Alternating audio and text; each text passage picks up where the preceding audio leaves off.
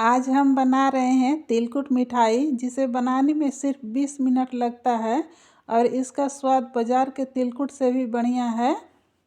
इसे बनाकर air tight डिब्बे में रखकर 2 महीने तक खा सकते हैं। ये बिल्कुल भी ख़राब नहीं होता है। हम इस तिलकुट को थोड़ा सा ज़्यादा क्वांटिटी में बना रहे हैं क्योंकि अभी ठंडी का मौसम है और ठंडी का मौसम में तिल और गुड़ हमारे शरीर के लिए फ़ायदेमंद होता है और इसे एक दिन बनाकर 2 महीने तक खाया भी जा सकता है। अगर आप लोग इसे कम क्वांटिटी में बनाना चाहें तो उसके लिए कोई छोटा सा बर्तन मेजरिंग के लिए सेट कर लीजिए, यानी कि नापने के लिए सेट कर लीजिए। उससे नाप कर बनाइएगा तो एकदम परफेक्ट बनेगा तिलकुट। अब हम कोई मोटे तले का कढ़ाई लेंगे और कढ़ाई को पहले मीडियम गरम कर लेंगे। इसके बाद गैस फ्लेम को बिल्कुल लो कर देंगे। फिर सारे तिल को डालकर लगातार चलाते हुए लो फ्लेम पर ही इसे भूनेंगे। तिल बहुत जल्दी ही कलर पकड़ लेता है। अगर इसे हाई फ्लेम पर भुनिएगा तो ये जल्दी से कलर पकड़ लेगा, लेकिन ये कुरकुरा नहीं लगेगा। और इसी को बिल्कुल लो फ्लेम पर भुनिएगा तो कलर भी अच्छा आएगा, मतलब बराबर कलर आता भी है और ये कुरकुरा हो जाता है।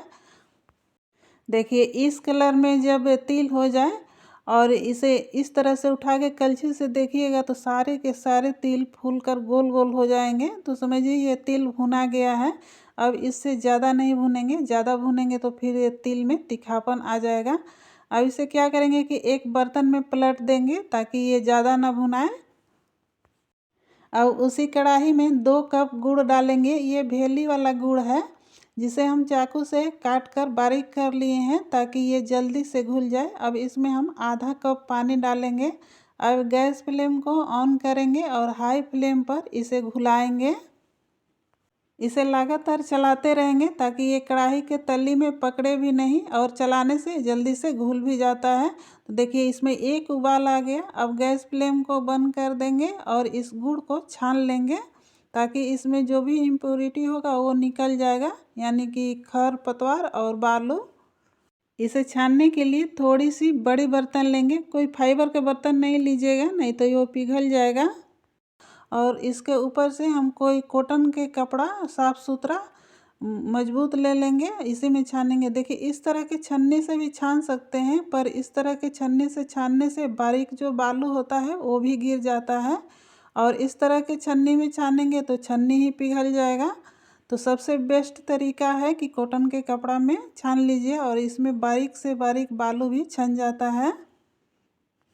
चक्री का गुड़ लीजिए या भेली का गुड़ लीजिए, कोई भी गुड़ लीजिए। इसे छानकर ही तिलकुट बनाइएगा तो एकदम बढ़िया तिलकुट बनकर तैयार होता है, क्योंकि इसमें पूरा बारीक बालू रहता है। ऐसे गुड़ देखने में लगेगा कि साफ़ सुथरा है, पर गर्म कीजिएगा तो थोड़ा थोड़ा कलछी से महसूस होता है कि इसमें बालू है।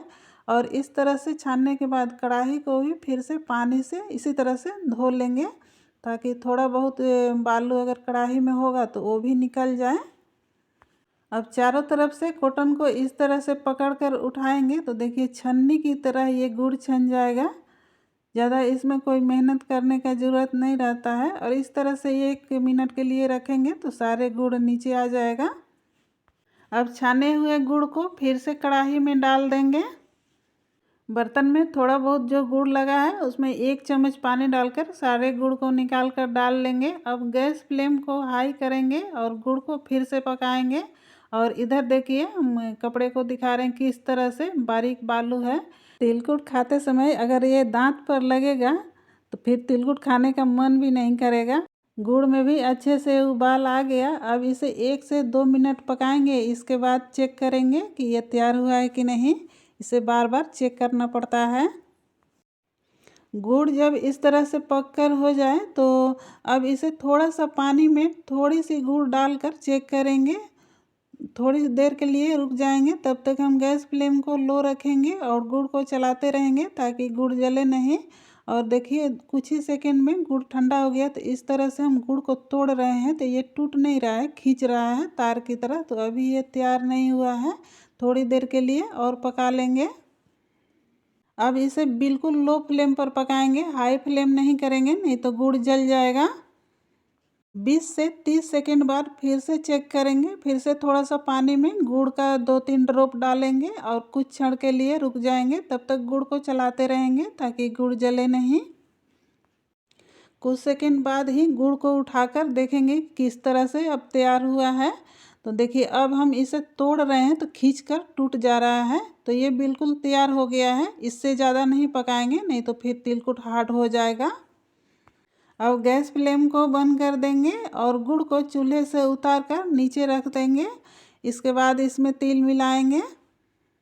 अब यहाँ से जल्दी जल्दी काम करेंगे, मतलब कि इतना जल्दी जल्दी करेंगे कि गुड़ जल्दी ठंडा ना हो। तो हम इसे कढ़ाई में ही डाल रहे हैं, क्योंकि कढ़ाई में डालने से ये जल्दी से ठंडा नहीं होता है और सारे तिलकुट ही अच्छे से बन जाते हैं। और गलती से कभी कभार होता है कि ये ठंडा हो गया, तो ऑप्शन भी है, कढ़ाई को गैस चूल्हे पर रख दीजिए, चलाते हुए फिर से गुड़ को गर्म कर लीजिएगा, तो गुड़ पिघल भी जाता है। और दूसरा बर्तन में इसे पलट कर भी बना सकते हैं, पर उसमें है कि जल्दी से ठंडा हो जाता है। इसे 1 मिनट के लिए कलछी से अलट पलट करते रहेंगे ताकि एकदम बाजार जैसा तिलकुट बनकर तैयार हो। आप लोग देख पा रहे होंगे कि सारे तिल में गुड़ लिपटा गया है, फिर भी हम इसे चला रहे हैं। इस तरह से क्या होता है कि तिलकुट एकदम खस्ता बनकर तैयार होता है, एकदम बाजार जैसा। अगर इसे कम मिलाइएगा, जैसे तिल लिपटा गया है गुड़ में, और इसी तरह से बनाइएगा तो फिर उतना खस्ता नहीं बनता है। और इस तरह से थोड़ा सा चलाते हुए मिलाइएगा तो अच्छा बनता है। अगर आप लोग चाहें तो तिल को आधा पीस कर भी डाल सकते हैं। मेरे घर में इसी तरह से गोटे गोटे तिल लोग पसंद करते हैं, तो हम इसी तरह से बना रहे हैं। और ये वाला तिलकुट देखने में भी बहुत सुंदर लगता है। तो देखिए ये बनने लायक एकदम तैयार हो गया है। तो इसे हम शेप देने के लिए एक जार का ढक्कन लिए हैं और ये एक पन्नी लिए हैं। पन्नी पर हम थोड़ा सा पहले से घी लगाए हैं। इस तरह से अब ढक्कन के ऊपर पन्नी को रखेंगे। फिर एक लड्डू के बराबर तिल गुड़ को लेंगे और इस तरह से लड्डू जैसा पहले बना लेंगे। इसके बाद ढक्कन के ऊपर रखेंगे और हाथ से थोड़ा सा दबा देंगे। इसके बाद खलबट्टे का जो मूसर होता है उससे इसे थोड़ा सा दबा देंगे तो तिलकुट का शेप तैयार हो जाएगा। आप लोग इस मूसर को क्या बोलते हैं कमेंट में ज़रूर लिखिएगा। और देखिए सारे तिलकुट हम इसी तरह से बनाकर तैयार कर लिए।